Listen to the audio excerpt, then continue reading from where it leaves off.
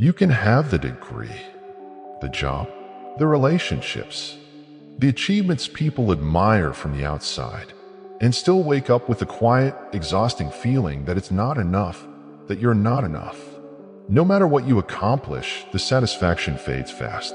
The next goal moves further away. And somewhere in the background, there's a constant voice saying, anyone else could have done this better. You just got lucky. Don't get comfortable.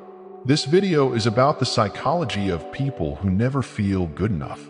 Not because they're failing, but because their mind is trained to measure worth in a way that can never be satisfied. If you've ever felt like you're chasing an invisible finish line, like approval matters more than your own experience, or like one mistake could expose you as a fraud, this isn't weakness. It's a pattern. And once you see it clearly, it stops running your life in the background. Inside the mind of someone who never feels good enough, there's rarely silence. There's a constant internal commentary, quietly evaluating every action, every word, every outcome. Even when something goes well, the relief is brief. A promotion turns into, they'll realize I don't deserve this. Praise turns into, they're just being nice. Success turns into pressure. Now you have something to lose. The brain learns to dismiss positive feedback faster than negative feedback. Compliments slide off, but criticism sticks. One small mistake can outweigh 10 wins, because mistakes don't feel like events, they feel like proof. Over time, achievement stops being a source of joy and becomes a coping strategy. You work harder, aim higher, set stricter standards, hoping that the next milestone will finally quiet the voice. But the standards keep moving, and enough never arrives. This is why so many high-functioning, successful people secretly feel anxious, tense, or emotionally exhausted. On the outside, they look driven and disciplined. On the inside, they're afraid of slowing down because rest feels like falling behind, and falling behind feels like being exposed. At the core of this pattern isn't laziness or insecurity in the usual sense. It's a deeply learned belief that worth has to be earned constantly and can be taken away at any moment.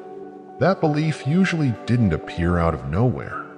For many Americans, it formed early, in environments where praise was tied to performance, grades, behavior, or results. Love felt conditional. Approval had rules. When a child learns that attention comes after achievement, the nervous system adapts. It connects safety with success.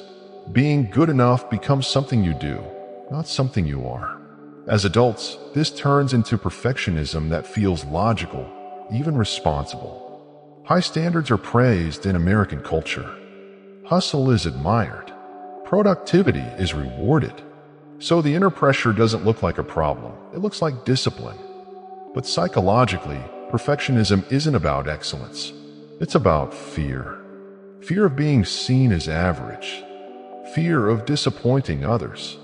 Fear of losing belonging. Mistakes don't register as normal learning experiences. They feel personal. One error can trigger shame, self-criticism, and rumination that lasts far longer than the mistake itself. And then there's comparison. In a culture shaped by social media, rankings, resumes, and visible success, the mind is constantly measuring.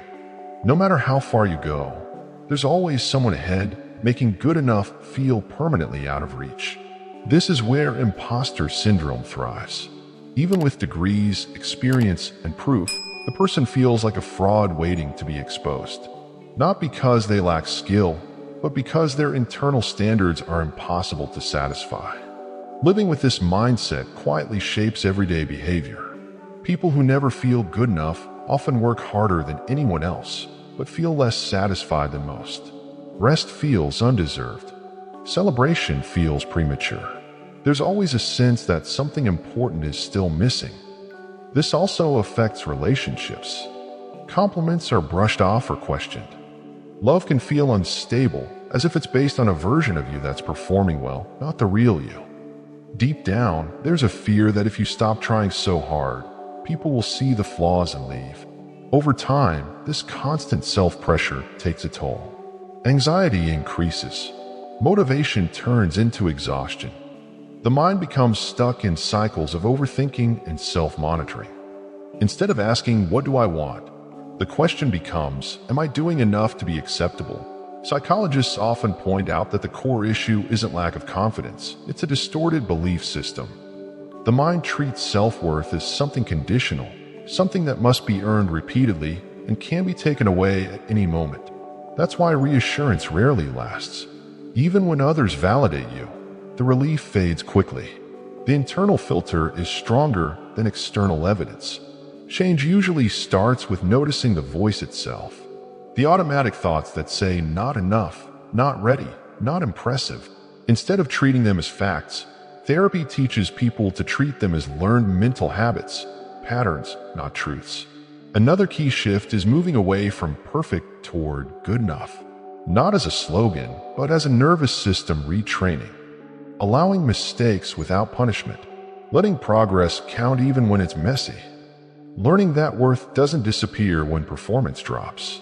Self-compassion plays a critical role here. Not self-pity, not lowering standards, but learning to respond to yourself the way you would to someone you care about. With realism, with context, with humanity. For many people, especially in achievement-driven cultures, this work feels uncomfortable at first, almost irresponsible. But over time, something changes. The inner pressure softens. Motivation becomes steadier instead of frantic.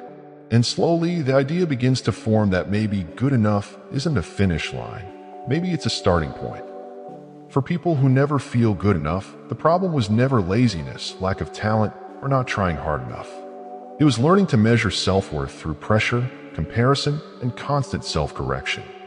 Feeling enough doesn't come from achieving one more goal or fixing one more flaw. It comes from changing the rule that says your value must be proven every day. And the moment that rule starts to weaken, life gets quieter inside, not because you stop growing, but because you finally stop fighting yourself just to deserve being here.